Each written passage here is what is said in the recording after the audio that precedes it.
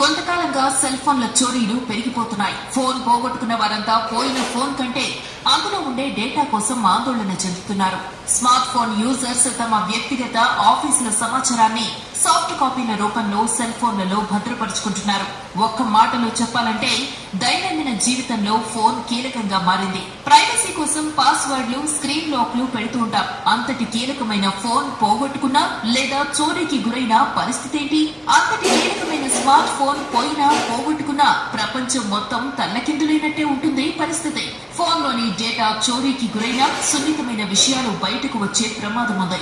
Cell phone పోతే దాన్ని ఎలా గుర్తించాలో తెలియక చాలా మంది ఇబ్బందులు పడుతున్నారు. కేంద్ర టెలికాం మంత్రిత్వ శాఖ ఆధ్వర్యంలో రూపొందించిన సెంట్రల్ ఎక్విప్మెంట్ ఐడెంటిటీ రిజిస్టర్ టెక్నాలజీని ఉపయోగించడం ద్వారా పోయిన సెల్ ఫోన్ ను తిరిగి కనిపెట్టవచ్చు. సిఈఐఆర్ వెబ్సైట్ ఓపెన్ చేసి ఫోన్ ని బ్లాక్ చేయొచ్చు. సిఈఐఆర్ వెబ్సైట్ లోకి వెళ్లి సెల్ ఫోన్ ను IMEI నంబర్ తో బ్లాక్ చేయొచ్చు. ఆ తర్వాత ఆ సెల్ ఫోన్ ఎట్టి పరిస్థితుల్లో పనిచేయదు. ఒకవేళ ఫోన్ ఆన్ చేసి అందులో సిమ్ తీసి కొత్త సిమ్ వేసినా ఆ విషయం ఫోన్ యజమానికి SMS ద్వారా తెలిసిపోతుంది. సిఈఐఆర్ పోర్టల్లో కంప్లైంట్ రిజిస్టర్ చేస్తే వెంటనే ఫోన్ IMEI నంబర్ బ్లాక్ అవుతుంది. అయితే ఇదంతా గోల్డెన్ పీరియడ్ లో మాత్రమే చేయాల్సి ఉంటుంది. పోయిన దొంగతనానికి గురైన సెల్ ఫోన్లను రికవరీ చేయడంలో తెలంగాణ పోలీసులు దేశంలోనే 2వ స్థానంలో నిలిచారు. 459 రోజుల్లో 37,000 సెల్ ఫోన్ల రికవరీ. ఇది తెలంగాణ పోలీసులు సాధించిన ఘనత.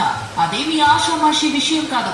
ఒక్కసారి పోయిన సెల్ ఫోన్ ని తిరిగి రాబట్టడం అంటే అది సాధ్యం కాదు. కానీ ఏకంగా 37,000 సెల్ ఫోన్లను రికవరీ చేసి బాధితులకు అందించారు తెలంగాణ పోలీసులు.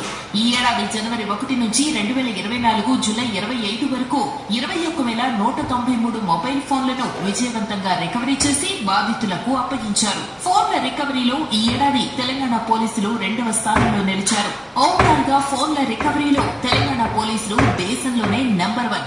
చోరీ అయిన స్మార్ట్ ఫోన్లు అన్ని కూడా విదేశాలకు తరలిపోతున్నాయి. పోయిన సెల్ ఫోన్లను దొరికిన వాళ్లు వాడుకుంటున్నారు, లేదంటే అమ్మేస్తున్నారు. ముఖ్యంగా హైదరాబాద్, సైబరాబాద్, రాచకొండ కమిషనరేట్ల పరిధిలో ఎక్కువ మొత్తంలో సెల్ ఫోన్లు పోవడం లేదంటే చోరీ కావడం జరుగుతోంది.